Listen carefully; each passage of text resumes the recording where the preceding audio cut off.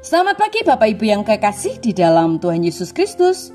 Pagi hari ini saya Eko Wayu Suryaningsih kembali menyapa dengan kebenaran firman Tuhan yang terdapat dalam Filipi 2 ayat 13. Filipi 2 ayat 13. Karena Allah lah yang mengerjakan di dalam kamu baik kemauan maupun pekerjaan menurut kerelaannya.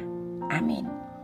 Bapak Ibu yang kekasih di dalam Tuhan, sebagai orang percaya, kita cenderung berpikir tentang anugerah ketika itu dikaitkan dengan keselamatan kita.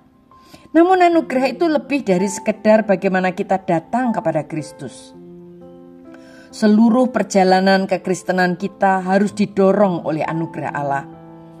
Kita tidak dapat melakukan apapun di dalam Dia atau bagi Dia yang pada akhirnya tidak berasal dari anugerahnya. Firman Tuhan berkata dalam Filipi 2 ayat 13, karena Allah lah yang mengerjakan di dalam kamu kemauan dan kekuatan untuk melakukan apa yang berkenan kepadanya. Faktanya, anugerah itu membawa 10 manfaat besar bagi kita, bahkan lebih, yaitu kita diselamatkan oleh anugerah. Satu-satunya jalan ke surga adalah melalui pintu kasih karunia. Kita tidak dapat memperolehnya. Kita tidak dapat bekerja untuk mendapatkannya. Kita tidak dapat membelinya. Kita diampuni juga oleh anugerah. Meskipun kita tidak pantas menerimanya, tetapi Allah menghapus dosa-dosa kita dengan kasih karunia-Nya. Saudara dan saya ditopang juga oleh anugerahnya.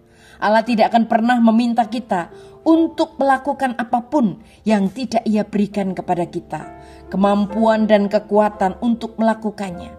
Kekuatan dan kemampuan itu disebut anugerah.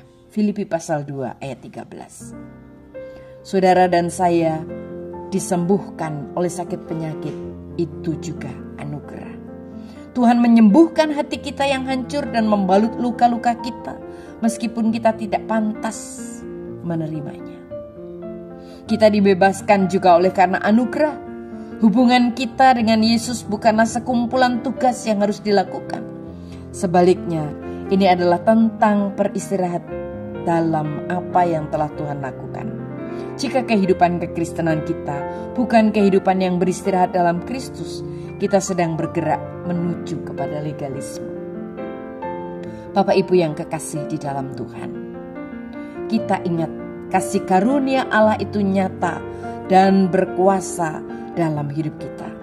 Kasih karunia Allah lah yang membawa kita kepada Kristus sejak awal dan yang mendorong setiap langkah perjalanan kehidupan kita dari saat ini sampai selama-lamanya.